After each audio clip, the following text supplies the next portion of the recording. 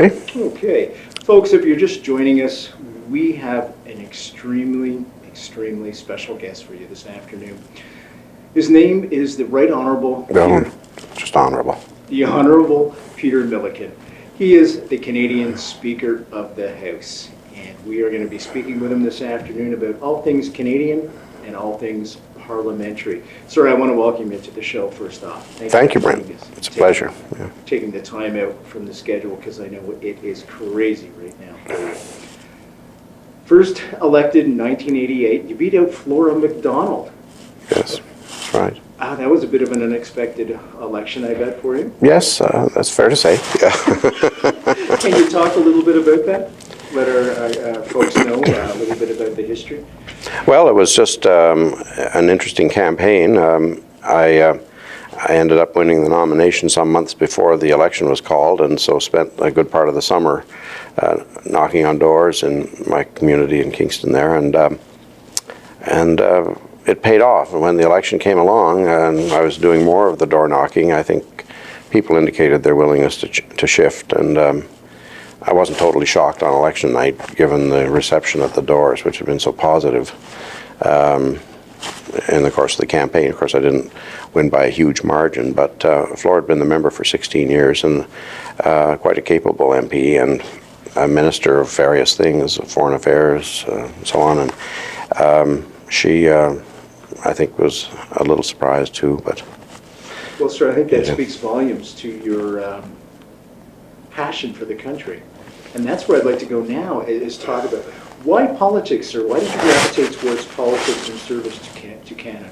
Well, I got interested in it when I was a high school student. I started working in election campaigns back then and enjoyed it. I thought it was fun. I thought it was interesting. You got to meet all kinds of people at the door when you were knocking on doors, which is what I liked to do most, really. And then you'd get to work with other people in the campaign that were working for the same cause, which I found very interesting. And you met people in the other campaigns that was often fun too. You know, you'd sit and have a chat about how different things were going and the strengths of various candidates and so on.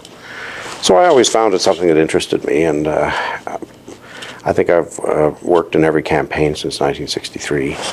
Wow. Every federal campaign. Folks, our guest this afternoon, the Honorable Peter Milliken. He is the Speaker of the House in Canada, for those of you that are listening across the world, and indeed in the United States as well, and that's part of the world. We're talking about all things Canadian and all things parliamentary this afternoon. First elected 1988, of course, and the longest sitting Speaker of the House. That's quite an honor, sir. Yes, I'm very honored by my colleagues in that respect. Can we explain to the folks that are unaware the role that you play, the essential role you play in Parliament and the fundamental democracy that this country has? Well, the Speaker presides over the sittings of the House. I have 3 deputy speakers that work with me in that respect. So we share the time out. Technically, the Speaker chooses who speaks next, and I say technically because the parties provide lists of who they want in which order, and you generally follow that list so people aren't taken by surprise and shock at getting called suddenly. The Speaker tries to maintain order in the House while a member has the floor so he or she can be heard. The Speaker decides points of order or questions of privilege, that is procedural arguments that are advanced by members challenging what someone else is doing or has done, or where the House is going if they think it's the incorrect move from a procedural perspective. And the Speaker makes decisions that are final and binding in respect of those matters in the House. So it's basically a sort of kind of judge, in a way, of certain parts of the proceedings. Certainly it's almost a quasi-judicial role in respect of those items. And then as the presiding officer, the members are supposed to address their remarks to the chair and not to each other. How does the Speaker of the House get chosen? Speaker's elected by the members on a secret ballot on the first sitting day of the House following a general election, or if a vacancy occurs in the position. All members are eligible to run except party leaders and cabinet ministers. So the members can sign out if they wish and not participate in it as candidates if they would like to do that, but otherwise their name will be on the ballot. The candidates for the speakership get to make remarks at the opening of the House for 5 minutes maximum, and then the voting takes place. All the members are eligible to vote, and the winner has to get 50% plus one of the votes cast in order to be elected. And so if somebody doesn't get that many votes, you have another ballot, and you keep having ballots until somebody gets it, and the lowest person goes off on the ballot. So you keep cutting the numbers down as the voting goes on. It might take several ballots, and it has on several occasions for me. Now, traditionally, the Speaker of the House comes from the party that's in the majority. Such is not the case with yourself, sir. Not at the moment. It's fair to say, though, the Speaker was not elected this way until 1986. Oh, thank you. Before that, the Prime Minister would move that one of the members be the Speaker, and the motion was usually carried, and of course it was usually one of the members from his or her own party. In 1986, they started the election process, and yes, in 1986, the person who won was a member of the governing party, and re-elected in '88, same person, same party in office.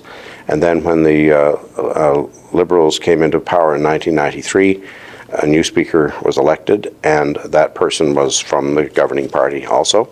And I was from that party when I was first elected in 2001, and then it's been minority parliaments ever since, and I've been re-elected for the 3 times in the minority parliaments.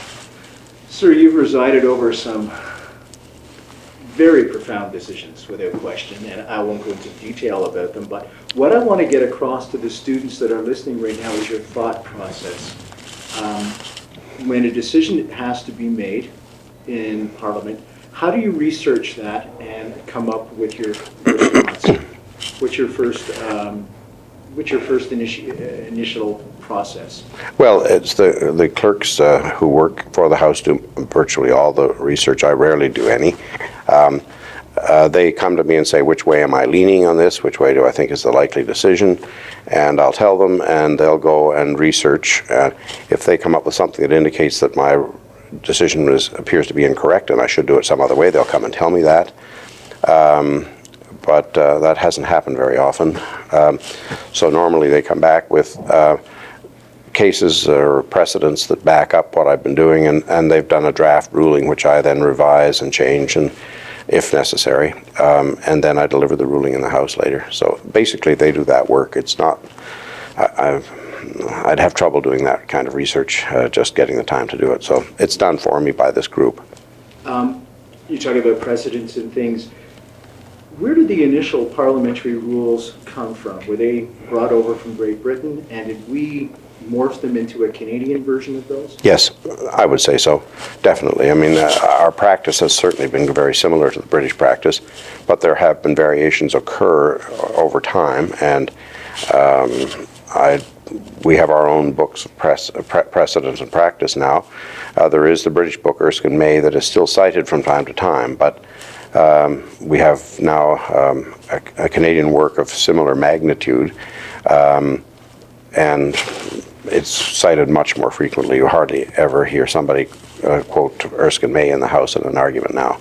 It's usually O'Brien and Bosque, which is the latest version of ours, and it came out, what, a year and a half ago, something like that.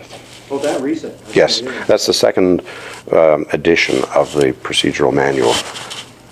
Marlowe and Montpetit was the first one, and O'Brien and Bosque is the second. That's the second one. Mm-hmm. How often are the rules updated? Do you go back and say, okay, this one's a little bit outdated, maybe we should do this?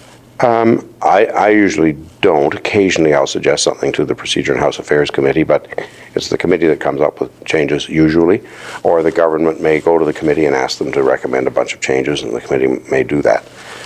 There haven't been any standing order changes recently that I'm aware of. I don't think there's been one for the last year at least, if not longer than that. I think it is longer than that. But in a minority parliament, it's tough to get agreement on how you're going to change the rules too. You must be clairvoyant, sir. One of my next questions was, you've served with a majority parliament as well as a minority. What are the differences for you? It's just there are more procedural games in a minority parliament. You know, members try to do things. It's like the issues that have been raised in the rulings in a majority parliament, those probably would never have come up, because the majority would have voted down the request for the information, or they would have negotiated a deal on exactly what was to be released with the other parties and then agreed to it. In a minority, and in fact, I think in both the cases that have dealt with production of documents that I have dealt with in rulings, the House passed the motion completely contrary to the government's wishes. It was an opposition day motion, I think, or a concurrence in a committee. I forgot which it was the first time. And the second was a committee motion that was passed and not complied with. But it was the committee that demanded production of these documents. And of course, the committee had a majority of opposition members on it, and they voted it through. As I say, in a majority parliament, that would not have been the case. And either they'd have negotiated something, or if the opposition had insisted on a particular wording of a motion which demanded everything, I'm sure the government members would have voted it down and it wouldn't have come to the House. So it's a different situation. As I say, the members use the rules to get at one another a bit and score their points. Because the rules may demand interpretation now and again, the Speaker gets drawn into it from time to time in making rulings. There must be a fine line you walk, as well as, you want to enable the members, of course, to get their viewpoints and perspectives across. But when do you know to rein them in when they're kind of crossing the line and really getting personal in their attacks and that type of thing? Well, Is that a judgmental call? Yes, very much so. Yeah, you just, it depends on how personal the language is and how insulting. Yeah, because we do enjoy freedom of speech. You're supposed to be able to say pretty much what you want, but there are some restrictions that the House has imposed in terms of past practice in the use of offensive language, and the use of language that causes offense because it's insulting and personal. And of course, you're supposed to stay relevant to the subject under discussion. So in question period, that's quite wide open. But in normal debate, you are supposed to stick with the subject matter of the bill before the House. And if you start going on about somebody's evil intent or malpractice, you may be getting a bit off topic. Understood, sir. By the way, folks, we're speaking with the Honourable Peter Milliken. He is the Canadian Speaker of the House. And the next question I have for you, sir, is you must feel the pressure of the democracy, this great democracy of Canada, on your shoulders at times, because it is your guidance and judgment that makes Parliament work. How do you deal with that pressure, day in, day out? I don't find there is that much pressure. I don't find it a very difficult job. It's not difficult. It's time consuming, but it's not difficult. The advantage is you get to interact with the members really whenever you want to. I can call a member over to the chair and have a word with him or her, no problem. They're not going to ignore me for that. They'll always come from whichever party. So you have certain advantages in the position in dealing with other members that you can use that way and talk to them and urge them to do something differently or refrain from doing something they might be thinking of. Has there been prime ministers in the past that you've presided over that have impressed you in terms of their political savvy and how to use Parliament? I think they all have that to some considerable extent. I mean, and they've got different ways of doing it. Different prime ministers have done things in different ways. But I think, no, I wouldn't express a view as to one was different from another, particularly in any way anyway. I won't do that. But I've enjoyed working with all the prime ministers I've worked with in the House. What were your surprises when you took on the role of Speaker? Were you sort of afraid to take on that role, or were you pushed into? Did you volunteer for it? Oh, very much so. I ran to be Speaker in 1993 because I thought I would enjoy the work. I was unsuccessful in that election. And then I became Deputy Speaker in one of the Assistant Deputy in 96 and then Deputy in 97. So, yes, I was quite keen on staying in the chair and moving up to the to the top of it, if you like. So it was, there was no, I wasn't pushed into it. I was quite keen to do it myself. Yeah. What were some of the surprises you experienced? I don't know that I was particularly surprised because having been deputy speaker, I was quite accustomed to what would happen, how the thing worked, how the position worked, and how the House functioned, and what members would expect of the speaker. I don't think I found it really a surprise. To me, it was. There's a great role that you play diplomatically that people are unaware of. Yeah. Could you speak a little bit about that? Yeah, I guess if there was a surprise, that was it, because I was really quite unfamiliar with that. I was unaware that the speaker spent so much time and got invited to so many things. There are about 120 ambassadors or high commissioners here in Ottawa, and when a new one is appointed and has presented his or her credentials, they come and pay a courtesy call. So I get to meet them here in the office. We have a cup of coffee together and a chat about relations between our countries. And then I get invited to their National Day, all of them. Wow. So there's a whole bunch of those. If they have a visiting minister, prime minister, or president, or some important political person from their country visiting Ottawa, they'll usually have a lunch or a dinner or a reception for that person. I get invited to a very large number of those. When one of them is leaving, one of the others will have a farewell dinner for him or her. I get invited to a whole bunch of those. And when a speaker comes to visit Parliament, I'll have a lunch or dinner for the speaker and a courtesy call. But then the ambassador will normally have something for the speaker as well, either another lunch or a dinner or a reception, and I'll get invited to that for sure. So there's a very large number of social type events that I have with the diplomatic corps that take up a lot of time. It's very interesting because they're nice people and you get to chat about their country and so on with them, but it does take a lot of time. It's taxing. When do you get a chance to stick your feet up and just watch a movie, go out and rent a movie and maybe order a pizza? That doesn't happen very often. Now, I understand that you want to retire. Yes. What kind of silliness is this? Oh, it's common sense. No, then I can watch some of these movies, and of course I get given some. People come with gifts. You get a DVD about the country they've come from. It's tough to get time to look at those things, so maybe in retirement I'll get a chance to do that. What are your plans, post-Speaker of the House? I haven't made any. I'll wait and see when it all comes down, because the Speaker remains a Speaker until the new House meets. So there'll be some time before the end of the thing, and even if an election is called promptly. And we'll see how long that takes. Got any funny stories for us? Hadn't thought of that. No. Okay. What makes you angry? What gets you really miffed? Besides interviewers. I don't know. I don't tend to get that angry that often, I don't think. I don't feel that I do anyway. I suppose listening to the same thing repeated in the House when you know it's junk, but you don't get that annoyed about it. You get used to that. You get used to it. Now, I imagine a position like yours, sir, requires a great deal of patience. Were you brought up in a household where patience was a virtue? I suppose. Certainly you got used to having a lot of people around. I'm the oldest of 7, so there were lots of others running around the house and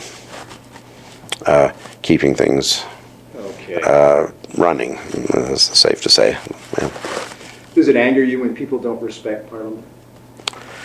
I don't know that I get angry, but I think it's an important part of the functioning of the country that Parliament be respected, and that involves the members, but also people writing about it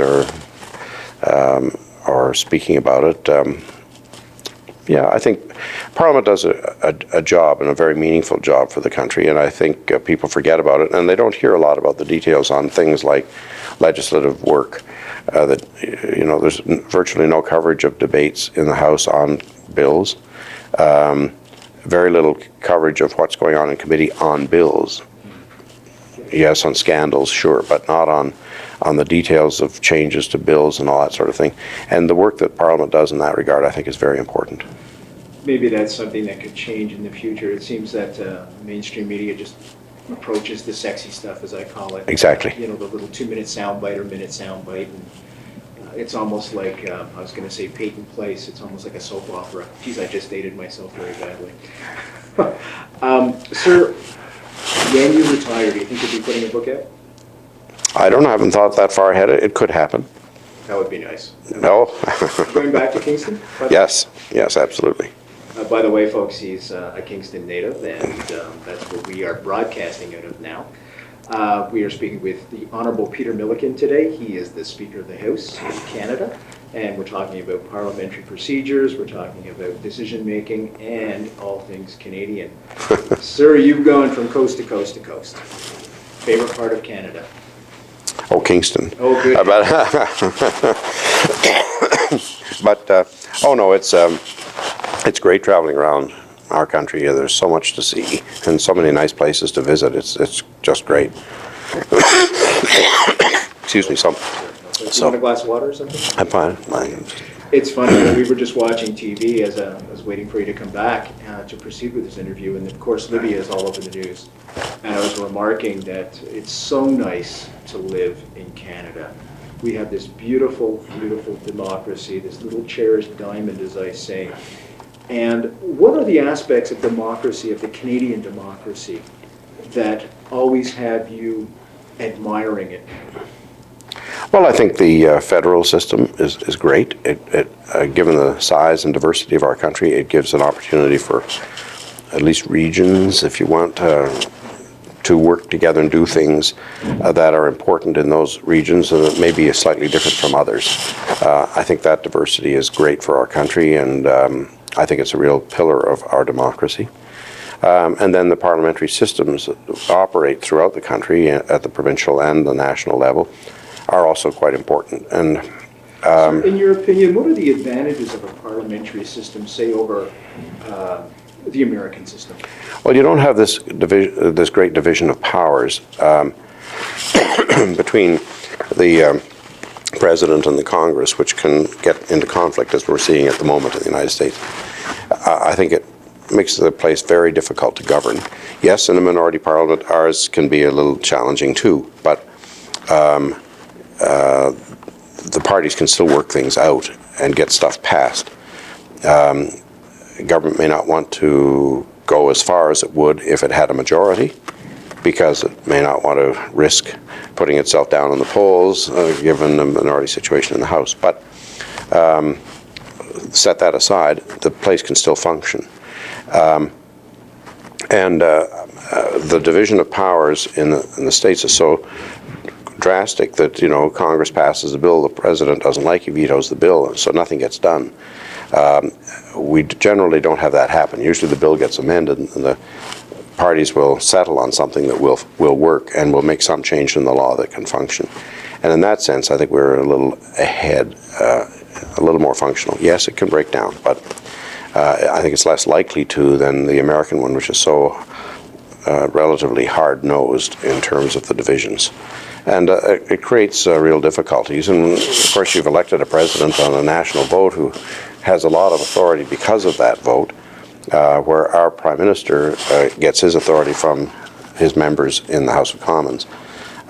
So they have something to say, usually, about what's going on in the government. And if they don't like what's happening, they can end it if need be. So there's considerable power in members of Parliament that we don't hear about a lot. No, they don't always flex their muscles and use it, but it is there. That's a very good point, you know. Yeah, it is. It's very important. Yeah, absolutely. What are some of the areas that you would like to see change? Are you able to speak about that? Like, I'm thinking of the Senate, perhaps. No, I wouldn't want to express views on that. I think the Senate, you know, I'll say one thing very positive about the Senate, and that is it does not get coverage for the work that it does. I think the Senate does excellent work in amending legislation in this place. If I can use an example, a minister will introduce a bill in the House in response to some national problem that everybody's complaining about. The Commons will pass the bill with unanimous consent with no debate. Bang, go through, send it to the Senate. Because they've got to be seen to be acting on this, and everybody wants to be show that they're fully supportive of a government initiative to clean up the mess that was created and that this bill's going to fix. And then the Senate, because they're unelected, will sit back and look at the bill, and they'll make corrections and changes to it that make it a lot better. And they get no credit for this. And you feel that's because they're unelected? Absolutely. If they were elected, they'd be under pressure to show that they were supporting this. They've got to get it passed right away, but they're not. And so they say, well, no, we're going to send this to the committee and study it. And they get experts in, and it turns out there's some bad wording in the bill that should be fixed, and they fix it. And this never gets reported. They send the amended bill back to the House, we pass it immediately, and it gets royal assent. But they have done something very constructive and very useful in respect of that legislation, and it happens regularly. And not just on bills like that, but on other ones that have got through where we missed something, and they take a little time and look at it. And yes, sometimes the opposition parties and sometimes the government will complain the Senate's holding things up. But often their work is in fact very useful and very good, and they get absolutely no credit for the work they do on these bills, because a lot of the amendments they adopt are ones that are easily accepted in the House, like no argument about it. They say, yeah, that's better. Bang, pass it. No debate. But you never hear about it. You know, that's a very interesting perspective on the Senate, one that I was not aware of. You just educated me on a whole completely different perspective. Thank you for that. And you're absolutely right. You're absolutely right. Isn't that interesting? Mm-hmm. It's an important body in the legislative process, in my view. Yes, you could argue that it's expensive, and for what it does, maybe we don't need to spend that kind of money. But I'm not getting into that debate. I just think it's downplayed in ways that are inappropriate when you look at what it in fact does in terms of amending stuff and fixing things up, and doing studies on subjects too that the House won't want to touch. It's a little sensitive. Elected members don't want to really question this or that, so they stay away from it. Senate will do it. Peter Milliken. The Honourable Peter Milliken is our guest this afternoon, folks, Canadian Speaker of the House. Final question for you, because I don't want to monopolize your time. Imagine yourself, sir, at a podium right now speaking to every university student across Canada from coast to coast to coast. What would you say to them? Study hard. Get active in politics in one way or another, whether it's voting, whether it's working in campaigns, or supporting candidates, whatever you do. I think learning about the political process and how it works, how it affects our lives is important, and university graduates are going to be leaders in their community over a period of time in different communities across our country, and knowledge of what's going on in politics, I think, is a very useful thing for them to be able to transmit to others and share with others in their work. So I say get active. Right on. I think that's a perfect way to end it. I want to thank you so much for joining us this afternoon, but I also want to reiterate what I said before. I respect the fact that you want to retire. I hope you rethink that, because I think your service to the country has been extremely, extremely exceptional. And I want to thank you for that for all the years. You've made some tough decisions and guided this wonderful country of ours through those times. And thank you so much. Well, thank you very much. Pleasure to be interviewed in your program. I'm Brent Holland. Thank you all for joining us this afternoon, by the way, folks. www.brenthollandshow.com. All the interviews of all the guests are there, free for you to download. Thank you for joining us. See you next time. Great.